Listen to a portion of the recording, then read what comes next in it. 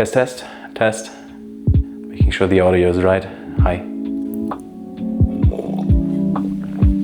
Hi, my name is Jan and welcome to the first video on this channel. My girlfriend and I will be homesteading the house of her parents for the next couple of days, so I wanted to set up a small home studio right here. So this will be quite similar to what you would typically see in your typical home studio. So let me know what you think about this small home studio build.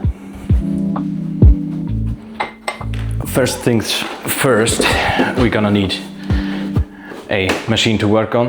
In this case, I will be using my PC I brought from home, from my studio. This is also the PC I'm using in my studio. And I brought this and my laptop, but I think I've got more projects I need to work on this machine than my laptop, which I'm mostly using for scratches or for some noodling, guitar editing or stuff like that, which I then will bounce over to this machine, and then I usually reamp and do stuff like that. I knew that I would already have a monitor and a monitor stand, which we have right here.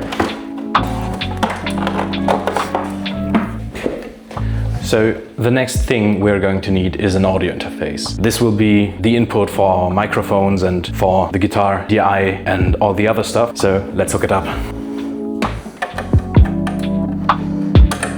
Next up is either a good pair of headphones or something like this. These are quite small monitors to listen to the music you're making. I like working on the Odyssey LCDX headphones, which I also have here, just for mixing and mastering purposes. But for general just working and listening back, you really have way less fatigue when using monitors. So let's hook them up. The good part about the Genelec 8010s, they are so small, have a so small footprint, and they are quite similar to what I use in the studio, which are the Genelec 8030s. I did already mention the Odyssey LCDX headphones, and they are just open back headphones, really great for mixing, mastering, all sorts of surgical precision work. Let's hook them up as well.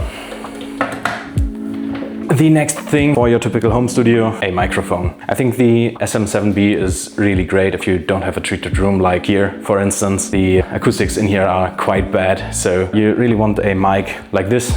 I usually like it more with another pop filter on. I will probably do a shootout video using this windshield pop filter thingy, which is great if you are just running it handheld, which I'm doing here. But I will probably do a comparison video in the future because I think many people sleep on that. Let's hook that up as well. The microphone will go into the inputs of the audio interface. Hook it up to the input jack here, and we're good to go. And another input device, obviously a MIDI keyboard. It can be used to trigger virtual instruments.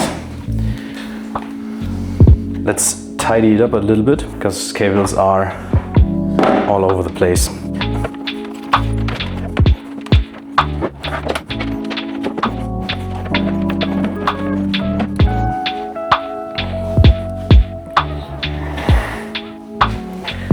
Alright, this is basically the typical home studio you would use in everyday work. MIDI keyboard, audio interface, a good pair of speakers or headphone, and some input devices. Personally, I am primarily a guitarist, so I will hook up an amp as well. This is not really required if you're only doing stuff like beats or just recording vocals or anything like that. So yeah, this is my guitar amp, the Marshall JVH 410. The sole reason why it is here, I already posted that on my Instagram. It was broken, I fixed it up. The input jack fell in, but yeah, let's hook it up. I really struggle to find a place for it right now because I don't have that many more inputs. Let's put the lamp here. Input is right here, should work.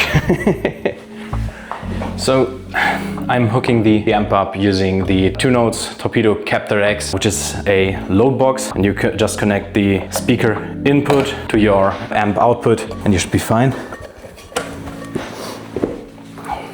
All right, this is the small home studio I will be working on this weekend, so let's make some noise.